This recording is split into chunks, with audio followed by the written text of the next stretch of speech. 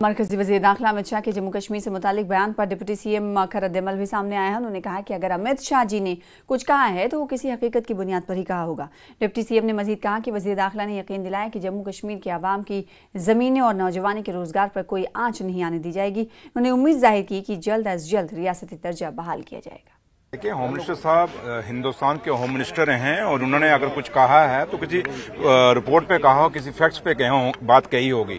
तो लेकिन जहां तक ताल्लुक है, हमारा तो एक ही बात है कि ऑनरेबल होम मिनिस्टर साहब ने on the floor of the parliament ये वादा किया हुआ है जम्मू कश्मीर के लोगों से कि आपकी जमीनें और आपका जो लोगों के बच्चों के रोजगार हैं उनको बाहर के लोगों को नहीं लेने देंगे। इसलिए उम्मीद करेंगे कि होम मिनिस्टर साहब जल्दी से जल्दी जम्मू कश्मीर का जो हमारा स्टेट का दर्जा वो वापस करेंगे और जिस जो स्पेशल स्टेटस हम जिसकी बात करते हैं कि हमारी जमीनें और हमारे बच्चों के रोजगार महफूज रहें, उस पर भी जल्दी से जल्दी को अनाउंसमेंट करेंगे। ये उम्मीद हम होम मिनिस्टर शोपियां में नेशनल कॉन्फ्रेंस